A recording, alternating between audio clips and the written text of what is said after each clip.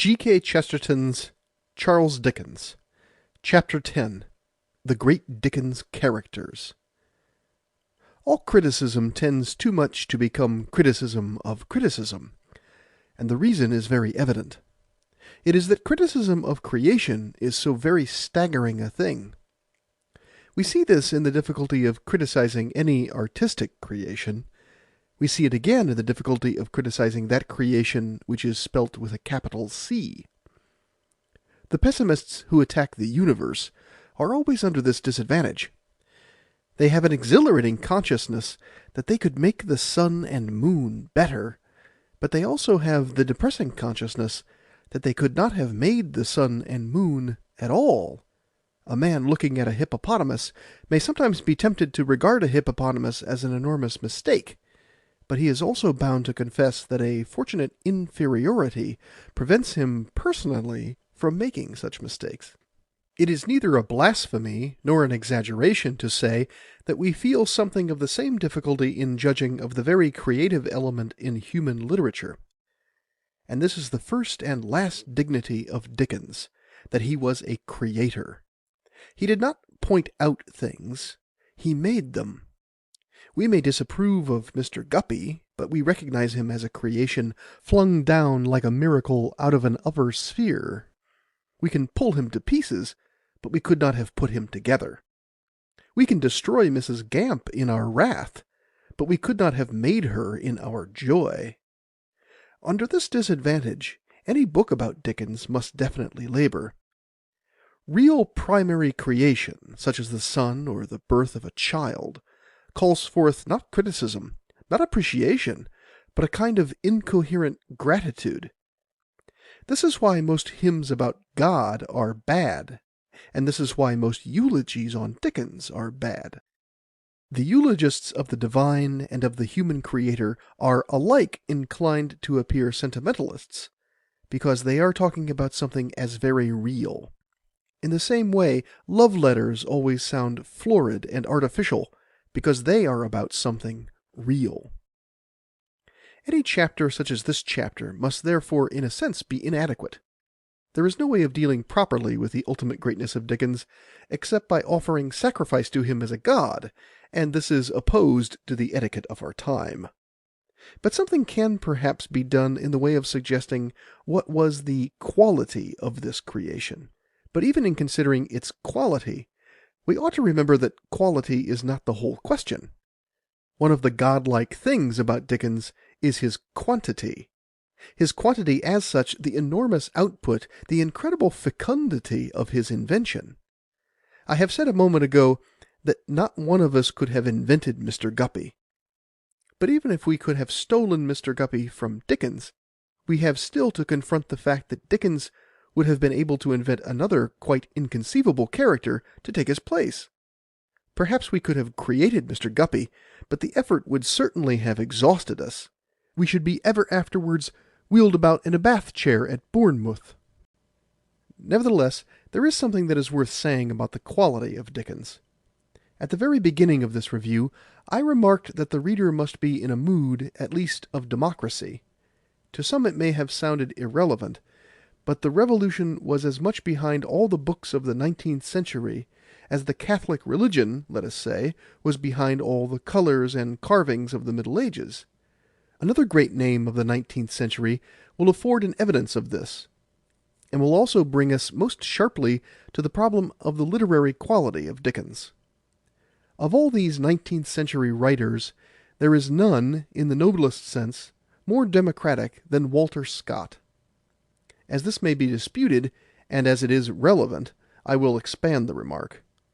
There are two rooted spiritual realities out of which grow all kinds of democratic conception, or sentiment of human quality. There are two things in which all men are manifestly and unmistakably equal.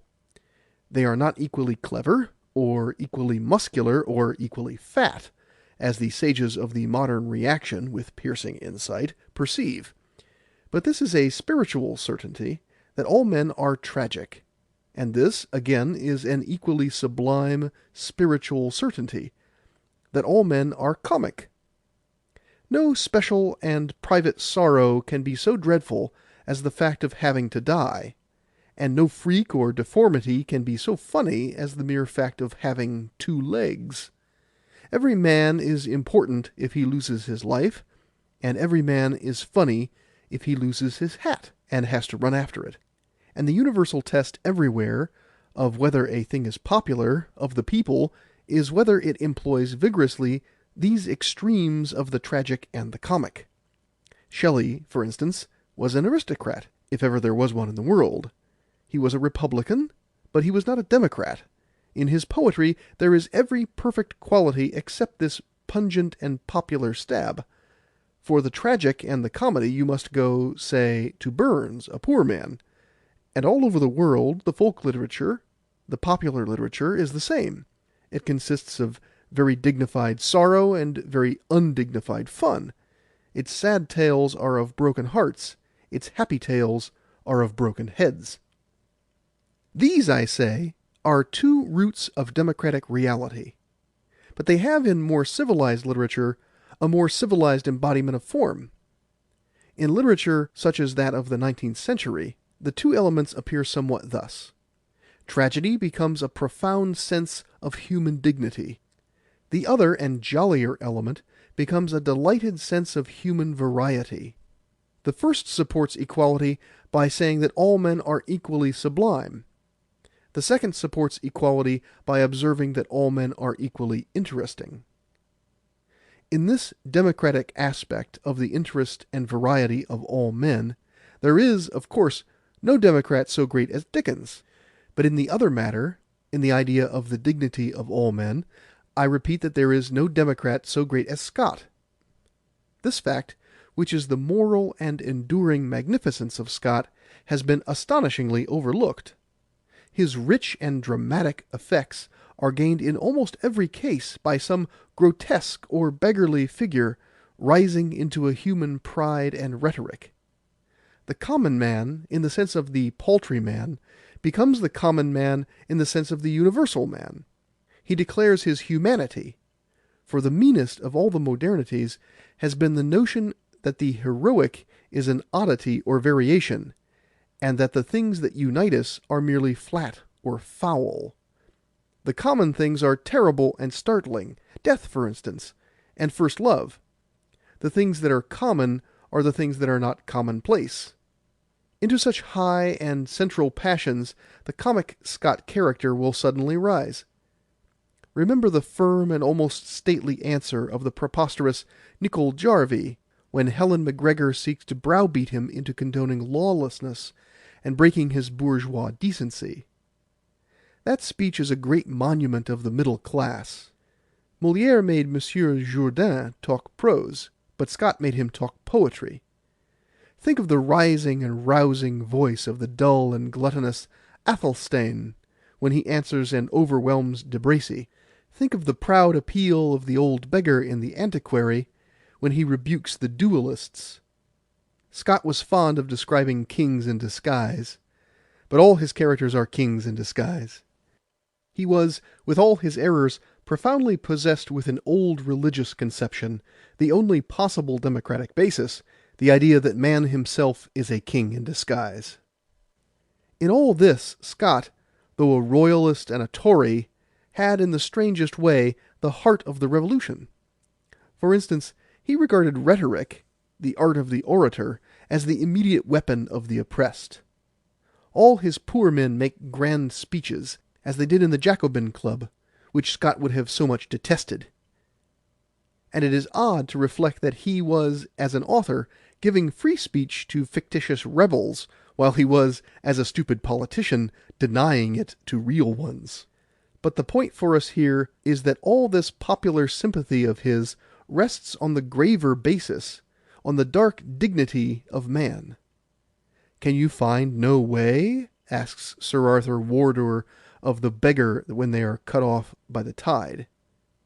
"I'll give you a farm, I'll make you rich."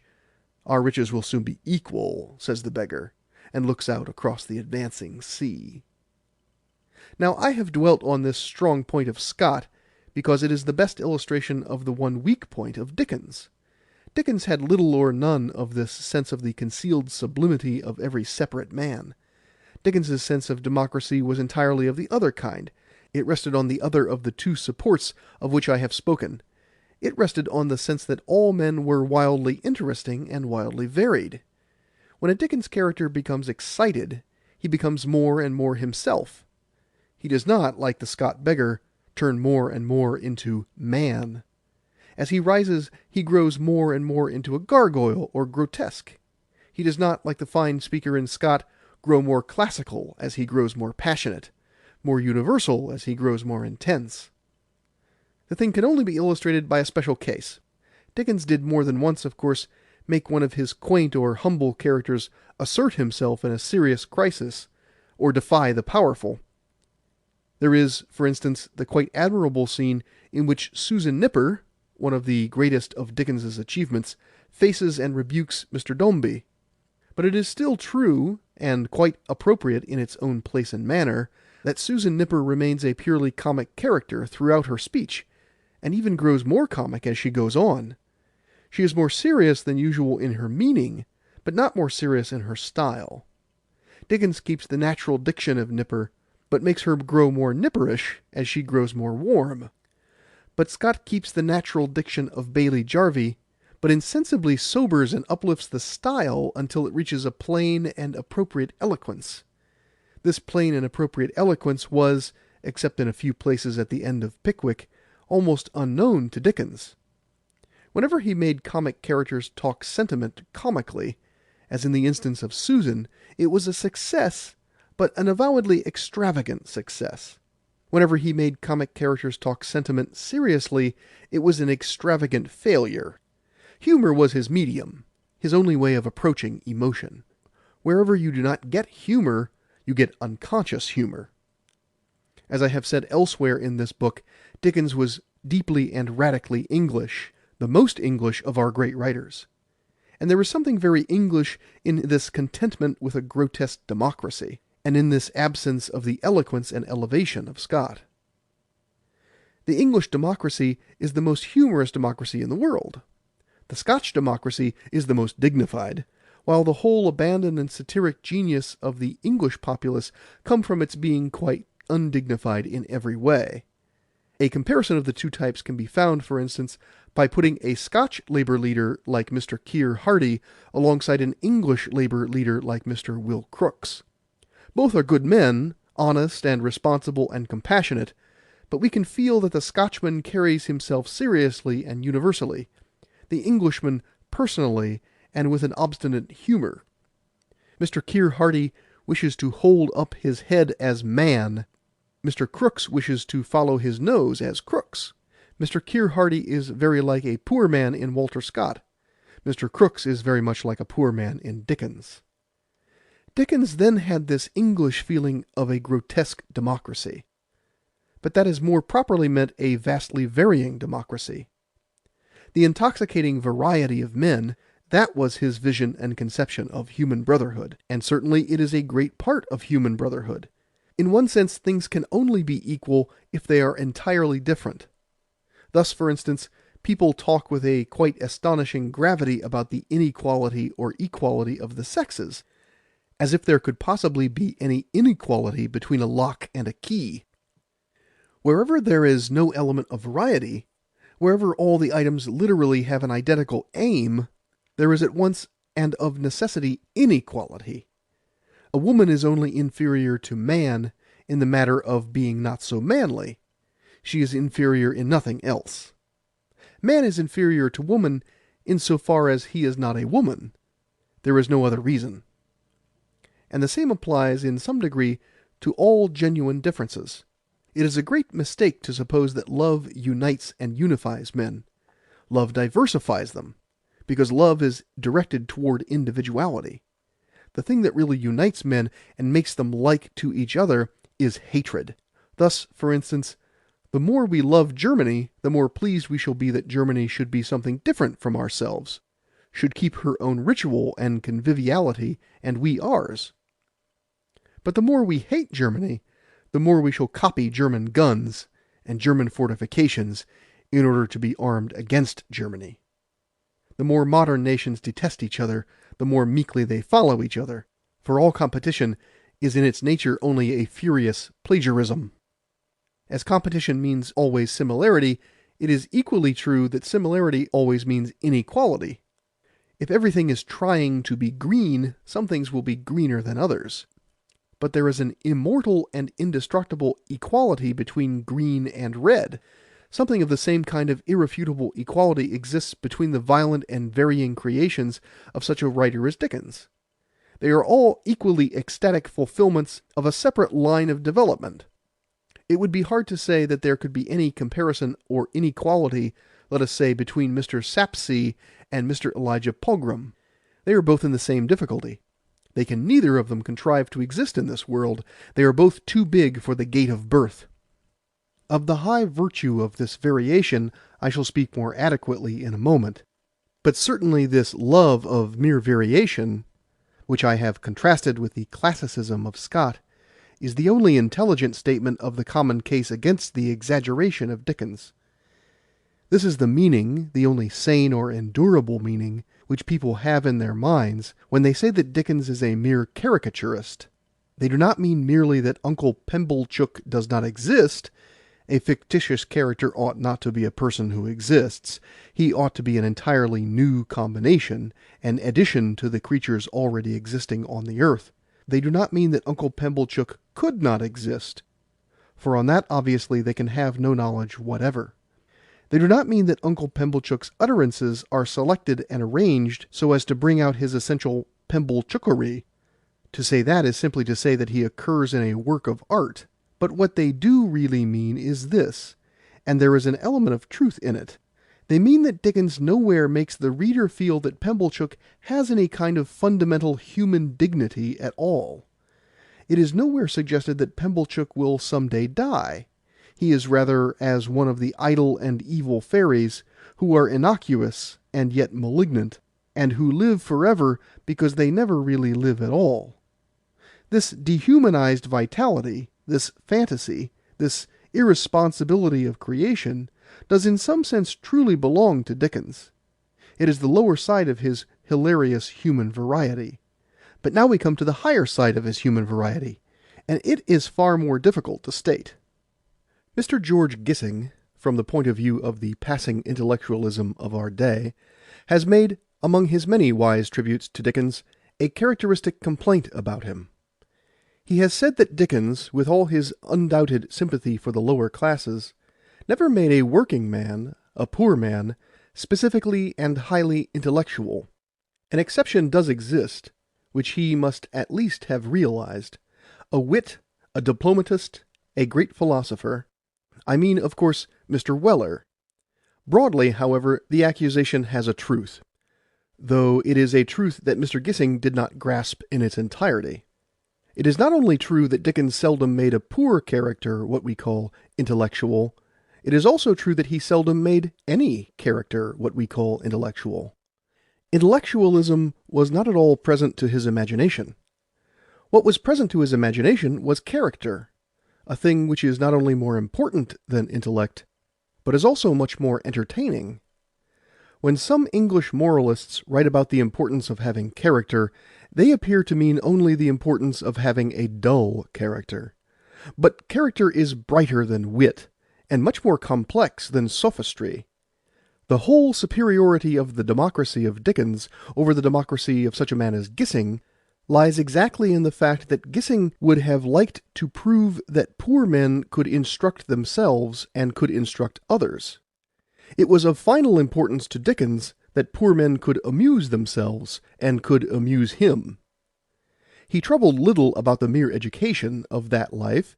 He declared two essential things about it, that it was laughable and that it was livable. The humble characters of Dickens do not amuse each other with epigrams, they amuse each other with themselves. The present that each man brings in hand is his own incredible personality. In the most sacred sense, and in the most literal sense of the phrase, he gives himself away. Now the man who gives himself away does the last act of generosity. He is like a martyr, a lover, or a monk.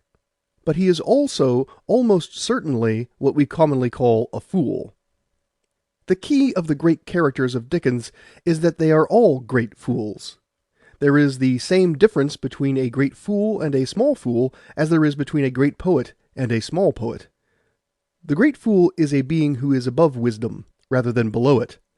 That element of greatness of which I spoke at the beginning of this book is nowhere more clearly indicated than in such characters. A man can be entirely great while he is entirely foolish.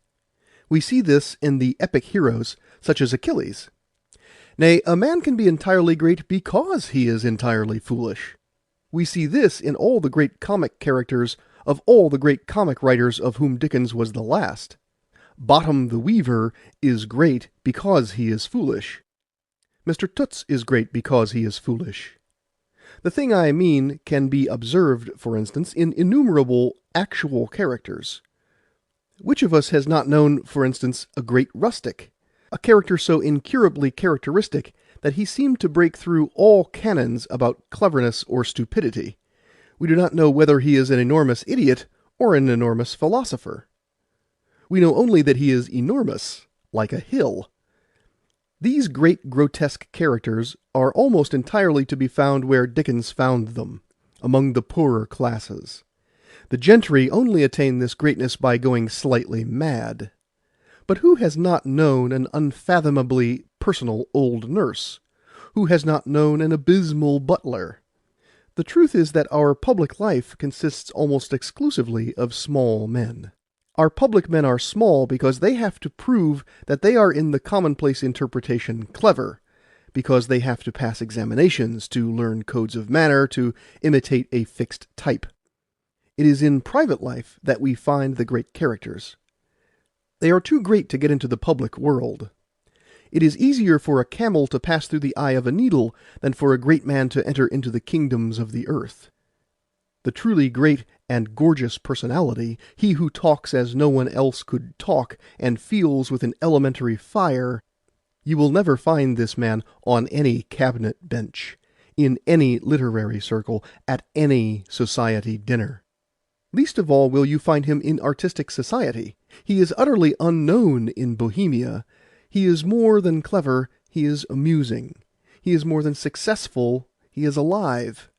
You will find him stranded here and there in all sorts of unknown positions, almost always in unsuccessful positions. You will find him adrift as an impecunious commercial traveller like Micawber. You will find him but one of a batch of silly clerks like Swiveller. You will find him as an unsuccessful actor like Crumless. You will find him an unsuccessful doctor like Sawyer. But you will always find this rich and reeking personality where Dickens found it, among the poor. For the glory of this world is a very small and priggish affair, and these men are too large to get in line with it. They are too strong to conquer. It is impossible to do justice to these figures, because the essential of them is their multiplicity. The whole point of Dickens is that he not only made them, but made them by myriads, that he stamped his foot and armies came out of the earth. But let us, for the sake of showing the true Dickens method, take one of them, a very sublime one, Toots. It affords a good example of the real work of Dickens, which was the revealing of a certain grotesque greatness inside an obscure and even unattractive type. It reveals the great paradox of all spiritual things, that the inside is always larger than the outside. Toots is a type that we all know as well as we know chimney-pots, and of all conceivable human figures, he is apparently the most futile and the most dull. He is the blockhead who hangs on at a private school, overgrown and underdeveloped. He is always backward in his lessons, but forward in certain cheap ways of the world. He can smoke before he can spell. Toots is a perfect and pungent figure of the wretched youth. Toots has, as this youth always has, a little money of his own, enough to waste in a semi-dissipation he does not enjoy, and in a gaping regard for sports in which he could not possibly excel. Toots has, as this youth always has, bits of surreptitious finery, in his case the incomparable ring. In Toots, above all, is exactly rendered the central and most startling contradiction, the contrast between a jauntiness and a certain impudence of the attire, with the profound shame and sheepishness of the visage and the character. In him, too, is expressed the larger contrast between the external gaiety of such a lad's occupations and the infinite disconsolate sadness of his empty eyes. This is Toots. We know him, we pity him, and we avoid him. Schoolmasters deal with him in despair or in a heart-breaking patience. His family is vague about him. His low-class hangers-on, like the game chicken, lead him by the nose. The very parasites that live on him despise him. But Dickens does not despise him. Without denying one of the dreary details which make us avoid the man, Dickens makes him a man whom we long to meet. He does not gloss over one of his dismal deficiencies, but he makes them seem suddenly like violent virtues that we would go to the world's end to see. Without altering one fact, he manages to alter the whole atmosphere, the whole universe of Toots. He makes us not only like, but love, not only love, but reverence this little dunce and cad. The power to do this is a power truly and literally to be called divine. For this is the very wholesome point. Dickens does not alter Toots in any vital point. The thing he does alter is us. He makes us lively where we were bored, kind where we were cruel, and above all, free for an universal human laughter, where we were cramped in a small competition about that sad and solemn tiling, the intellect. His enthusiasm fills us, as does the love of God, with a glorious shame. After all, he has only found in Toots what we might have found for ourselves. He has only made us as interested in Toots as Toots is in himself. He does not alter the proportions of Toots, he alters only the scale. We seem as if we were staring at a rat risen to the stature of an elephant. Hitherto we could have passed him by. Now we feel that nothing could induce us to pass him by. That is the nearest way to putting the truth. He has not been whitewashed in the least. He has not been depicted as any cleverer than he is. He has been turned from a small fool into a great fool. We know Toots is not clever, but we are not inclined to quarrel with Toots because he is not clever. We are more likely to quarrel with cleverness because it is not Toots. All the examinations he could not pass, all the schools he could not enter, all the temporary tests of brain and culture which surrounded him shall pass, and Toots shall remain like a mountain. It may be noticed that the great artists always choose great fools rather than great intellectuals to embody humanity. Hamlet does express the aesthetic dreams and the bewilderments of the intellect, but Bottom the Weaver expresses them much better. In the same manner, Toots expresses certain permanent dignities in human nature more than any of Dickens's more dignified characters can do it. For instance, Toots expresses admirably the enduring fear which is the very essence of falling in love. When Toots is invited by Florence to come in, when he longs to come in but still stays out, he is embodying a sort of insane and perverse humility, which is elementary in the lover. There is an apostolic injunction to suffer fools gladly. We always lay the stress on the word suffer, and interpret the passage as one urging resignation. It might be better, perhaps, to lay the stress on the word gladly, and make our familiarity with fools a delight, and almost a dissipation. Nor is it necessary that our pleasure in fools, or at least in great and godlike fools, should be merely satiric or cruel. The great fool is he in whom we cannot tell which is the conscious and which is the unconscious humour. We laugh with him and laugh at him at the same time. An obvious instance is that of ordinary and happy marriage. A man and a woman cannot live together without having against each other a kind of everlasting joke. Each has discovered that the other is a fool, but a great fool. This largeness, this grossness and gorgeousness of folly is the thing which we all find about those with whom we are in intimate contact, and it is the one enduring basis of affection, and even of respect. When we know an individual named Tomkins, we know that he has succeeded where all others have failed. He has succeeded in being Tomkins. Just so Mr. Toots succeeded. He was defeated in all scholastic examinations, but he was the victor in that visionary battle in which unknown competitors vainly tried to be Toots. If we are to look for lessons, here at least is the last and deepest lesson of Dickens. It is in our own daily life that we are to look for the portents and the prodigies. This is the truth not merely of the fixed figures of our life, the wife, the husband, the fool that fills the sky. It is true of the whole stream and substance of our daily experience. Every instant we reject a great fool merely because he is foolish. Every day we neglect Tootses and Swivellers, Guppies and Joblings, Simmeries and Flashers. Every day we lose the last sight of Jobling and Chuckster, the analytical chemist, or the Marchioness. Every day we are missing a monster whom we might easily love, and an imbecile whom we should certainly admire. This is the real gospel of Dickens, the inexhaustible opportunities offered by the liberty and the variety of man. Compared with this life, all public life, all fame, all wisdom, is by its nature cramped and cold and small. For on that defined and lighted public stage, men are of necessity forced to profess one set of accomplishments, to rise to one rigid standard. It is the utterly unknown people who can grow in all directions like an exuberant tree. It is in our interior lives that we find that people are too much themselves. It is in our private life that we find them swelling into the enormous contours and taking on the colors of caricature. Many of us live publicly with featureless public puppets, images of the small public abstractions. It is when we pass our own private gate and open our own secret door that we step into the land of the giants. End of chapter 10.